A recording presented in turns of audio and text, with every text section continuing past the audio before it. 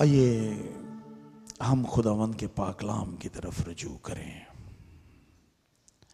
مقدس لوکا طبیب کا انجیلی بیان، اس کا 15واں باب، اس کی 8ویں آیت سے 10ویں آیت تک ہمارے بھائی ظفر اقبال ان کو ہمارے لیے تلاوت کریں گے۔ آئیے ہم خداوند کے پاک کلام کو سنیں۔ مقدس لوکا طبیب کا انجیلی بیان 15واں باب، 8ویں، 9ویں اور 10ویں آیت۔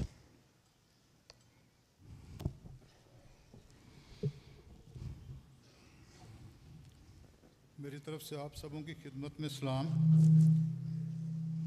پاک کلام میں یوں مرقوم ہے، یا کون ایسی عورت ہے جس کے پاس 10 درہم ہوں اور ایک کھو جائے تو وہ چراغ جلا کر گھر میں جھاڑو نہ دے اور جب تک مل نہ جائے کوشش سے ڈھونڈتی نہ رہے، اور جب مل جائے تو اپنی دوستوں اور پڑوسنوں کو بلا کر نہ کہے کہ میرے ساتھ خوشی کرو کیونکہ میرا کھویا ہوا درہم مل گیا۔ میں تم سے کہتا ہوں کہ اسی طرح ایک توبہ کرنے والے گناہ گار کے باعث خدا کے فرشتوں کے سامنے خوشی ہوتی ہے۔ خداوند کے زندہ پاک کلام کے پڑھے سنے جان پر بہت زیادہ برکت ہو، آمین آمین۔ ہم ان دنوں میں لوکا کے انجیلی بیان اس کے 15ویں باب میں گم جانے والی اور پھر مل جانے والی چیزوں کے بارے میں جان رہے ہیں۔ Last and found department of God, ہم ان کے بارے میں غور کر رہے ہیں۔ لوکا طبیب جو اپنی 2 کتابوں کو لکھنے کی وجہ سے بڑا مقبول ہے نیو ٹیسٹمنٹ میں، اس نے لوکا کا انجیلی بیان لکھا اور اس نے اعمال کی کتاب بھی تحریر کی۔ لوکا کا انجیلی بیان پہلی 3 جو اناجیل ہیں، جن کو ہم اناجیل متوافقہ یا سینوپٹک گاسپلز کہتے ہیں، اس کا حصہ ہے۔ سب سے لمبی کتاب ہے یہ ان انجیلی بیانات میں سے، 4 انجیلی بیانات میں سب سے لمبی کتاب ہے۔ اور لوکا کی ایک خاص خوبی ہے، لوکا کا جو پس منظر ہے شخصی طور پر وہ جینٹائل سے تھا، غیر قوموں سے تھا۔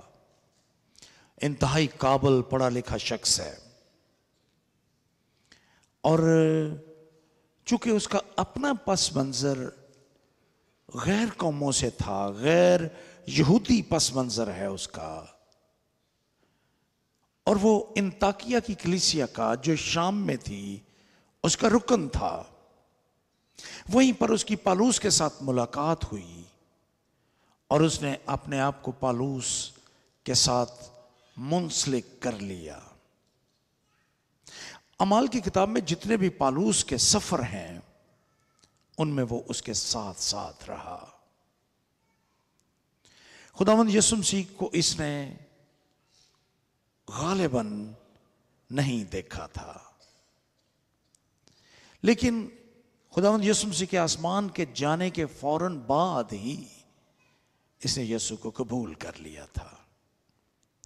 چونکہ یہ خود ایک غیر یہودی پس منظر سے تعلق رکھتا تھا، اس لیے لوکا اپنی کتاب میں، اپنے انجیلی بیان میں گنہگاروں کے بارے میں بہت سا کنسرن رکھتا ہے، اور وہ بارہا موقعوں پر یہ بیان کرتا ہے کہ کس طرح سے یسوع گنہگاروں کو نجات بخش دیتا تھا، اور یسوع کی زندگی کا اولین مقصد یہی تھا کہ وہ کھوئے ہوئوں کو ڈھونڈے اور ان کو نجات دے۔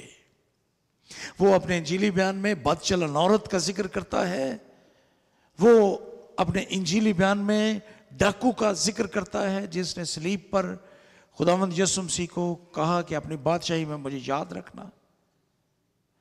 اور 15ویں باب میں وہ 4 واقعات یا پیرابلز کے وسیلے سے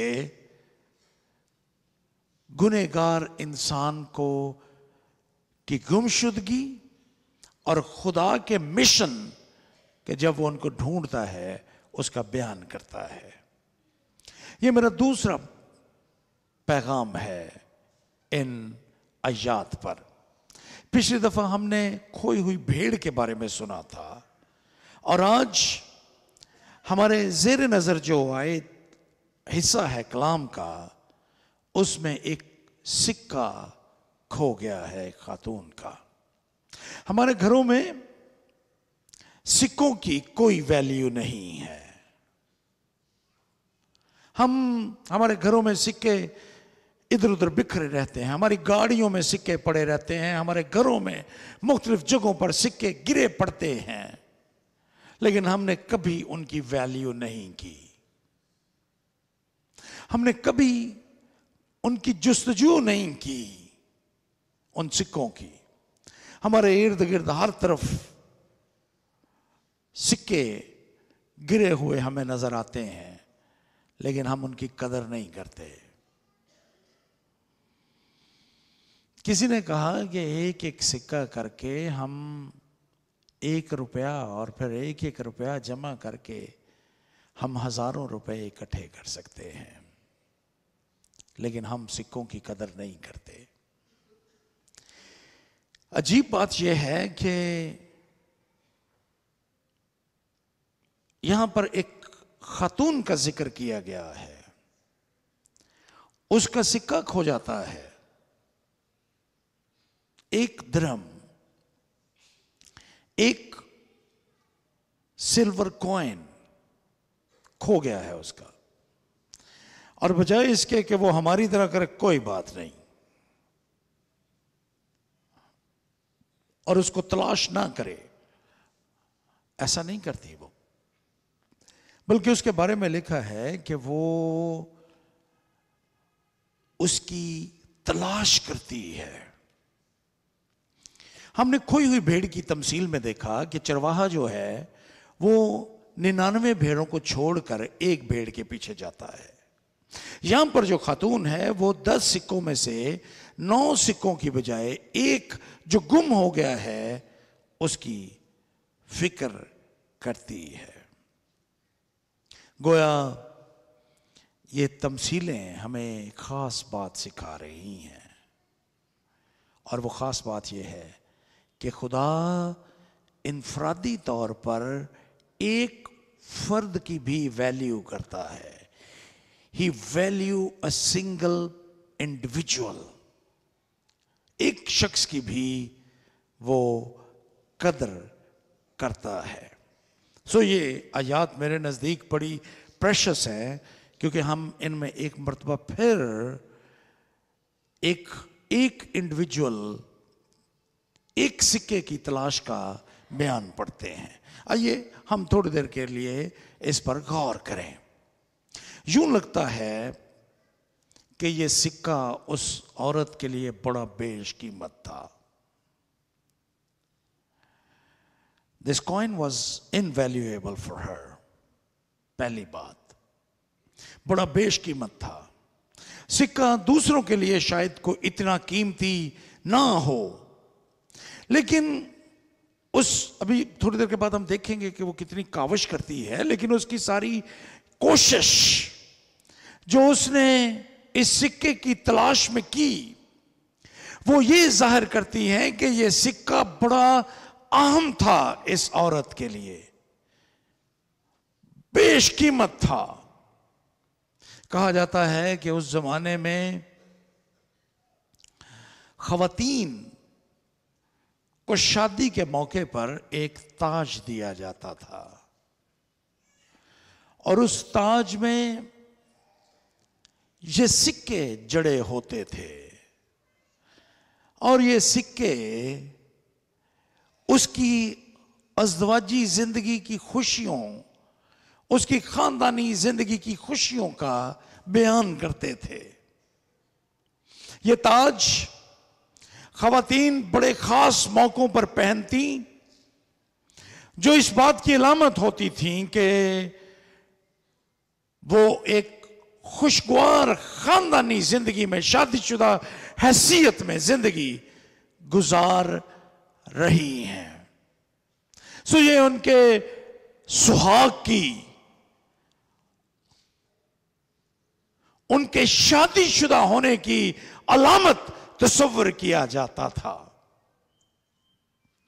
اس لیے یہ سکہ جو اس تاج میں جڑا ہوا تھا، اس ہیڈ ڈریس میں لگا تھا، اگر یہ کھو گیا تو اس کا تاج بوڑھا ہو چکا ہے. اور اس بوڑھے تاج کو، جس کے اندر ایک سکہ کم ہے، وہ خاتون پہن نہیں سکتی.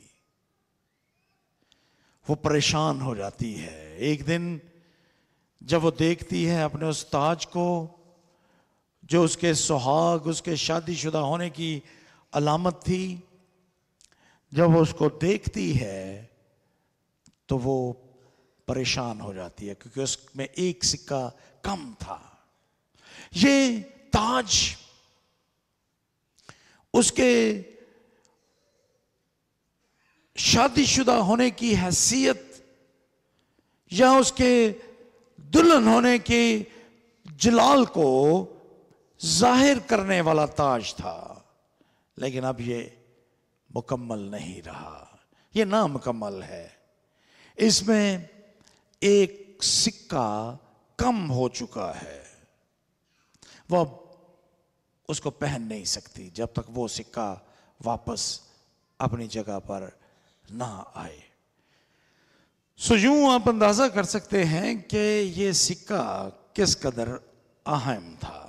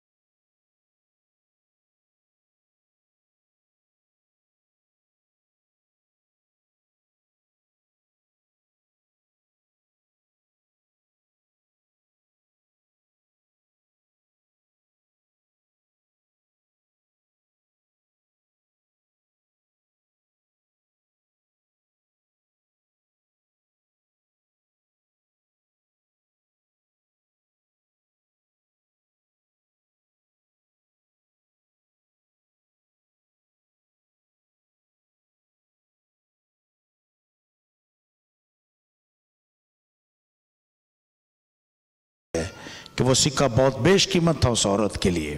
دوسری بات کہ اس نے اس کے لیے کیا کیا. جب اسے پتا چلا کہ اس کے تاج میں ایک سکہ کم ہے, اس کا ایک سکہ کھو چکا ہے, تو اس نے کیا کیا. اس کے بارے میں لکھا ہے کہ جب اس کو احساس ہوا کہ اس کا ایک سکہ گم ہو گیا ہے, تو اس نے اس کو ڈھونڈنے کا فیصلہ کیا. اور یہ کوئی معمولی مشن نہیں تھا, یہ بڑا سخت کام تھا. اگر آپ اس زمانے کے گھروں کو کبھی پر غور کریں کہ اس زمانے میں گھر کیسے ہوتے تھے, تو وہ گھر, بیشتر گھر اندھیرے میں ڈوبے ہوتے تھے. مٹی سے بنے ہوئے یہ گھر جو ڈرٹ اینڈ ڈارک کے علاوہ کچھ بھی نہیں تھے. گرد تھی اور اندھیرا تھا. بہت سے گھروں میں ایک ہی روشن دان ہوتا تھا جو زیادہ سے زیادہ 15 انچ تک بڑا ہو سکتا تھا, اور صرف وہی گھر میں روشنی کا وسیلہ تھا. ورنہ پورے گھر میں اندرونی کمروں میں تاریکی چھائی رہتی تھی, اور فرش چونکہ کچے فرش تھے اس لیے وہ گرد سے بھرے تھے. اس عورت نے مشن کا آغاز کیا اس کو تلاش کرنے کا, اور کیا کرتی ہے, اس نے چراغ جلایا, روشنی کی, اس نے چیزوں کو ادھر ادھر کیا, اور ہر کونے خدرے میں اس نے اس سکے کو تلاش کرنے کی کوشش کی. اب اندازہ کیجئے کہ جب یہ تلاش کر رہی ہے, کسی اور کو شامل نہیں کرتی. یہ بھی ذہن میں رکھیے, یہ خود سے اس سکے کو تلاش کر رہی ہے, اکیلی اس مشن پہ ہے. چراغ جلاتی ہے, روشنی کرتی ہے, چیزوں کو, شاید بھاری وزنی چیزوں کو بھی اس کو گھسیٹنا پڑا, ادھر ادھر کرنا پڑا, لیکن وہ کرتی ہے سب کچھ. اور اس وقت تک اپنے اس مشن کو جاری رکھتی ہے, اپنے اس کام کو جاری رکھتی ہے جب تک وہ سکہ مل نہیں جاتا.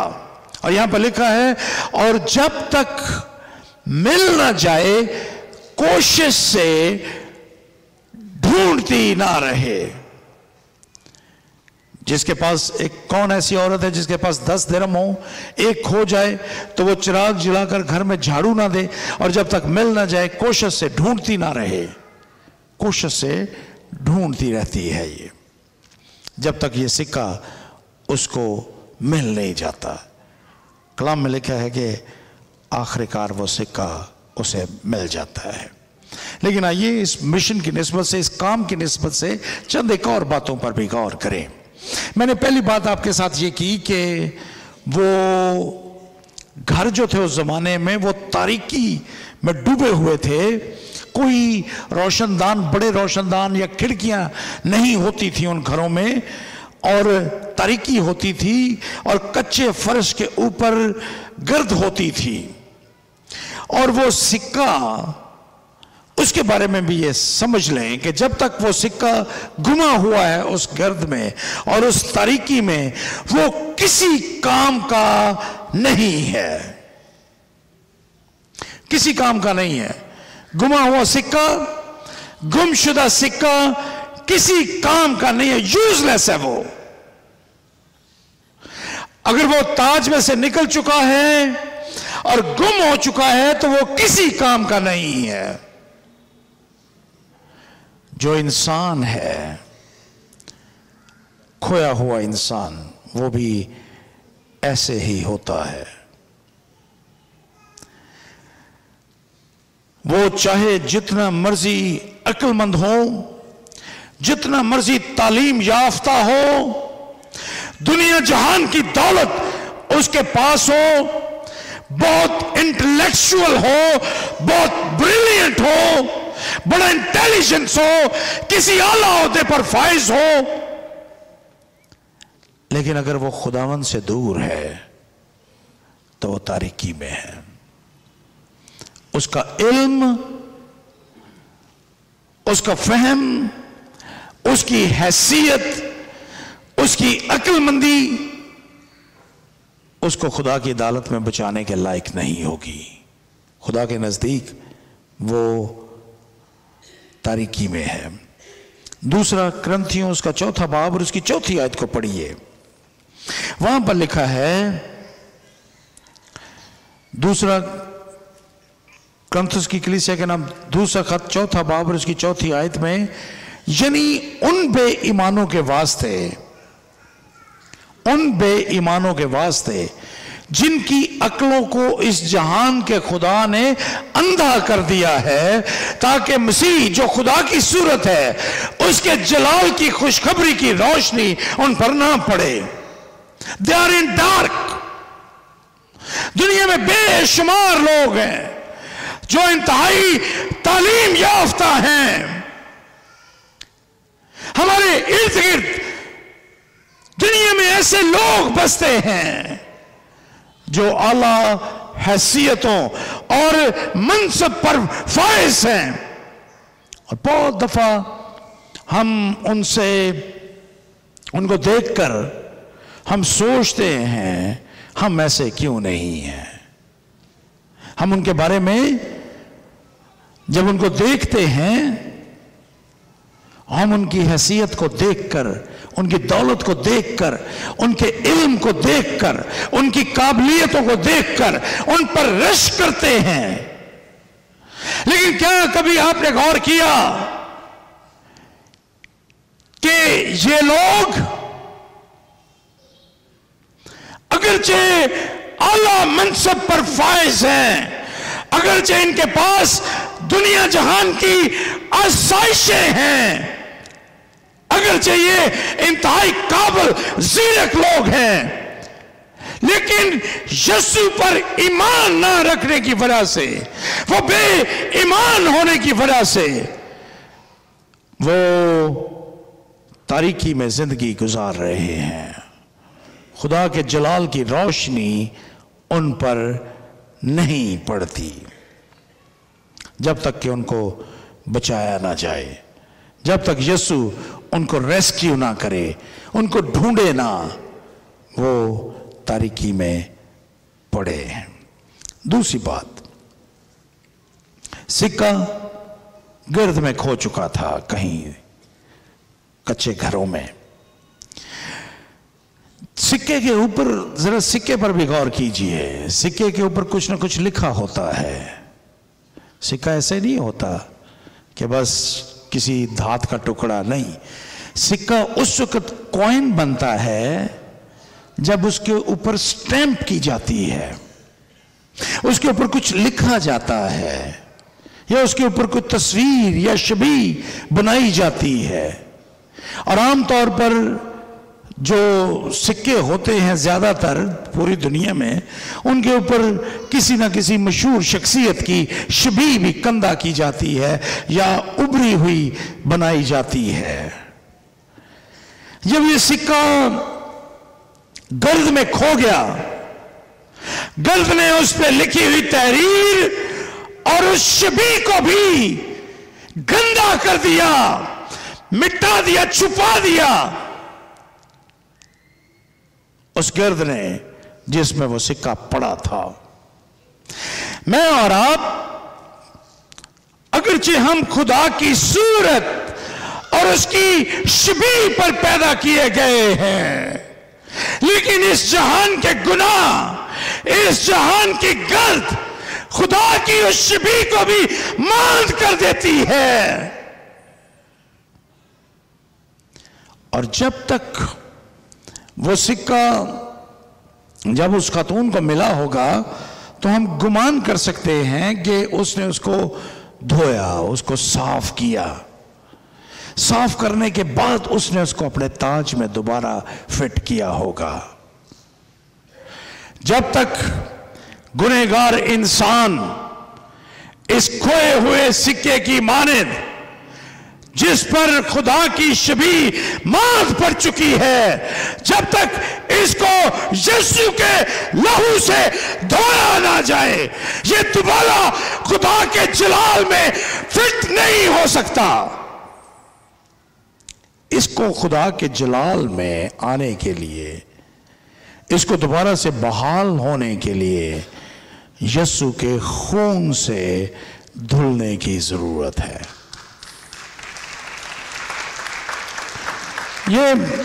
this is very important, thank you very much، کیونکہ یہ بڑا اہم نقطہ ہے کہ ہم اس دنیا میں رہتے ہوئے اس جہان کے کاموں میں اپنی قابلیتوں اور مناسب کے چکروں میں ہم اس دنیا کی گرد میں خدا کی شبیہ کو ماند کر دیتے ہیں۔ ہم دوبارہ بحال نہیں ہو سکتے جب تک ہم خداوند کے لہو سے دھل کے پاک اور صاف نہ ہوں۔ تیسری بات، یہ سکہ جب تک گما ہوا تھا، میں نے کہا کہ یہ یوز لیس تھا، یہ نہ تو اس تاج میں کسی کام آ سکتا تھا اور نہ ہی اس سے کوئی اور کام لیا جا سکتا ہے۔ دنیا کی بھیڑ میں جب تک کوئی شخص کھویا ہوا ہے، اس کی زندگی بے مقصد ہے۔ جب تک وہ کھویا ہوا ہے، جب تک وہ یسوع کے بغیر ہے کوئی شخص، وہ بے مقصد زندگی گزار رہا ہے، چاہے وہ کوئی بھی ہو۔ یسوع کے بغیر کسی بھی شخص کی زندگی کا کوئی مقصد نہیں ہے۔ جب تک اس کو تلاش نہ کیا جائے، جب تک اس کو دھویا نہ جائے اور جب تک اس کو بحال نہ کیا جائے، وہ خدا کے جلال میں، اس کی شان و شوکت میں داخل ہو نہیں سکتا۔ اس کا کوئی فائدہ نہیں ہے، بے فائدہ، بے مقصد۔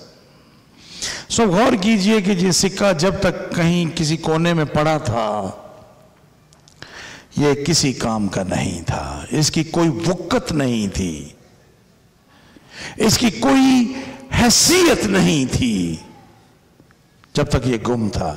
جب یہ مل گیا، دھویا، صاف کیا، دوبارہ سے اس کو تاج میں فکس کیا گیا، بحال ہوا، دوبارہ اس شان و شوکت اور جلال میں داخل ہوا، تاکہ وہ خاتون اس کو اپنے سر پہ رکھے اور اس کی سہیلیاں، اس کے دوست، اس کے رشتہ دار، اس کے ازواج، اس کے سہاگ کی شان کو دیکھ سکے۔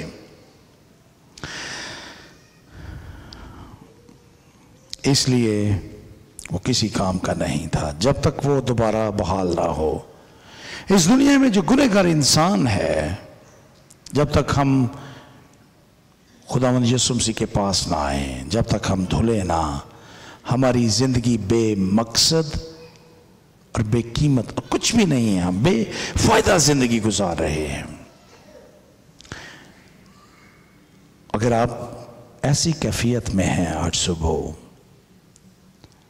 تو میں آپ کو دعوت دینا چاہتا ہوں، کم ٹو جیزس۔ وہ آپ کو تلاش کر رہا ہے، وہ کہتا ہے کہ دیکھو میں دل کے دروازے پہ کھڑا ہوا کھٹکھٹاتا ہوں، تاکہ کوئی دروازہ کھولے اور میں اس کے ساتھ اندر آؤں۔ سو یسوع آپ کو ڈھونڈ رہے ہیں، اور اگر آپ اس گمشدہ حالت میں ہیں، خداوند کے پاس آئیے، خداوند آپ کو تلاش کر رہے ہیں۔ خداوند نے جس طرح سے اس عورت نے ہر کام کیا اس سکے کو تلاش کرنے کے لیے، وہ بھی ہمارے لیے وہ سب کچھ کرتے ہیں۔ وہ ہم سے محبت رکھتا ہے۔ رومیو کے نام خط 5واں باب اور اس کی 8ویں آیت، اعمال کی کتاب 16واں باب اور 31ویں آیت، وہ ہمیں کامل نجات مہیا کرتا ہے۔ پطرس اپنے خط میں، پہلے خط اس کے پہلے باب اس کے 18ویں اور 19ویں آیت میں بیان کرتا ہے کہ یسوع نے اپنا بیش قیمت خون بہایا، اسے دکھ اٹھائے اور بالآخر اس نے صلیب پر اپنا خون بہایا ہمیں تلاش کرنے کے لیے، ہمیں نجات دینے کے لیے۔ وہ ہم میں سے ہر ایک کو بلاتا ہے، اے تھکے ماندے اور بوجھ سے دبے ہوئے لوگوں، سب میرے پاس آؤ، میں تمہیں آرام دوں گا۔ وہ ہمیں ہمیشہ کی زندگی عطا کرتا ہے۔ یوحنا کا انجیلی بیان 10واں باب اور اس کی 28ویں آیت، وہ ہمارے لیے وہ سب کچھ کرتا ہے۔ سو اس خاتون نے بھی جس طرح سے اس نے ساری مشکل برداشت کی، شاید اس کا پورا دن گزر گیا، اس سکے کو تلاش کرتے ہوئے سخت محنت اس نے کی۔ خداوند یسوع مسیح بھی ہمارے لیے ہر وہ کام کرتے ہیں جس کی ضرورت ہے تاکہ وہ ہمیں نجات بخش سکے۔ سو ہماری نجات کے پیچھے ہم کبھی کبھار نجات کی اتنی زیادہ ویلیو نہیں کرتے، ہمارے نزدیک ایک عام چیز ہے، لیکن خداوند نے اس کے لیے کیا کیا دکھ اٹھائے ہیں ان کے بارے میں غور کیجئے اور یہ سوچئے کہ خداوند کس قدر مجھ سے اور آپ سے انفرادی طور پر محبت کرتا ہے کہ وہ ہمارے لیے یہ سب کچھ کرتا ہے۔ اور آخری بات جو میں آپ کے ساتھ کرنا چاہتا ہوں وہ یہ ہے، تیسری اور آخری بات۔ پہلی بات میں نے آپ کے ساتھ یہ کی تھی کہ وہ سکہ اس عورت کے لیے بیش قیمت تھا۔ دوسری بات میں نے آپ کے ساتھ یہ کی کہ وہ اس کو تلاش کرتی ہے، اور تیسری بات میں آپ کے ساتھ یہ کرنا چاہتا ہوں کہ جب وہ سکہ مل گیا تو اس کا رد عمل کیا تھا۔ اس نے اس سکے کو ڈھونڈا، اس کو دھویا اور صاف کیا، اور اس کے بعد اس کو اپنے تاج میں دوبارہ فکس کیا، اور اس کے بعد اس نے کہا کہ آؤ ہم پارٹی کریں، اور وہ اپنی دوستوں کو اور پڑوسنوں کو بلا کر کہتی ہے آؤ میرے ساتھ خوشی کرو کیونکہ میرا کھویا ہوا درہم مل گیا ہے، میرا کھویا ہوا درہم مل گیا ہے۔ ہو سکتا ہے کہ اس پارٹی پہ اس کے کئی درہم خرچ ہوئے ہوں، لیکن یہ اس کے لیے ایک بڑا زبردست وقت تھا کہ اس کا وہ سکہ جو کھو گیا تھا، جو اندھیرے، تاریکی اور گرد میں چھپا تھا، اس نے اس کو ڈھونڈ نکالا ہے، اور جب وہ مل گیا ہے تو وہ خوشی کا اظہار کرتی ہے۔ بہت بڑی خوشی کا، پارٹی کا انتظام کیا جاتا ہے۔ اگلی آیت میں وہ اس کے بارے میں اس کی تفسیر بھی خود ہی کر دیتا ہے لوکا، اور کہتا ہے میں تم سے کہتا ہوں کہ اسی طرح ایک توبہ کرنے والے گنہگار کے باعث خدا کے فرشتوں کے سامنے خوشی ہوتی ہے۔ ایک توبہ کرنے والے کے سبب سے گنہگار کے باعث خدا کے فرشتوں کے سامنے خوشی ہوتی ہے۔ خداوند اس سکے کو ڈھونڈتا ہے، اس کو اپنے لہو سے دھوتا ہے، اس کو پاک اور صاف کر کے اپنے جلال میں شریک کرتا ہے، اور جب وہ سکہ واپس بحال ہوتا ہے تو آسمان پر خدا کے فرشتے بھی اس کی خوشی کرتے ہیں۔ This is me and you، میں اور آپ ہیں جو کھو گئے، اور خداوند ہم میں سے ہر ایک کو انفرادی طور پر بلاتے ہیں اور ہمیں نجات دیتے ہیں۔ یہاں پر ایک خاص چیز پر میں زور دے رہا ہوں، اور اپنے پیغام کو ختم کرتے ہوئے میں اس چیز کو اور واضح کروں گا، اور وہ یہ ہے کہ یہ تمثیل، بلکہ یہ ساری تمثیلیں جو 15ویں باب میں درج کی گئی ہیں، انفرادی طور پر خدا کی جو محبت ہے ہمارے ساتھ، میرے ساتھ، اس کا بیان کرتا ہے آپ کے ساتھ۔ یہ اجتماعی کولیکٹیو لو کی بات نہیں ہے۔ اگرچہ خدا نے ساری دنیا سے پیار کیا ہے، لیکن وہ مجھ سے بھی پیار کرتا ہے، آپ سے بھی پیار کرتا ہے، اور ہم میں سے ہر ایک کی جو انفرادی زندگی ہے اس میں خداوند دلچسپی رکھتے ہیں۔ ہمارے خدا کے نزدیک ہم میں سے ہر ایک بیش قیمت ہے، ہم میں سے ہر ایک کی بڑی قدر و قیمت ہے خدا کے حضور میں۔ خدا ہمیں تلاش کرنے کے لیے محنت کرتا ہے، دکھ اٹھاتا ہے، اپنے بیٹے کو اس دنیا میں بھیجتا ہے، اور وہ بیٹا اس دنیا میں دکھ اٹھاتا ہے، مصلوب ہوتا ہے، اپنی جان قربان کرتا ہے تاکہ ہمیں ڈھونڈے اور بچائے۔ یہ اس کا مشن ہے۔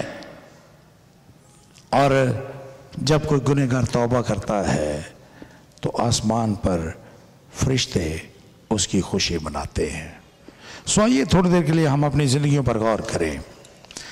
And if we are lost، اگر ہم گمشدہ ہیں آج، تو یسوع آپ کو آواز دے رہے ہیں، یسوع آپ کو بلا رہے ہیں۔ ان کی آواز پر توجہ کیجیے۔ آئیے اپنے سر کو جھکائیں، دعا کریں۔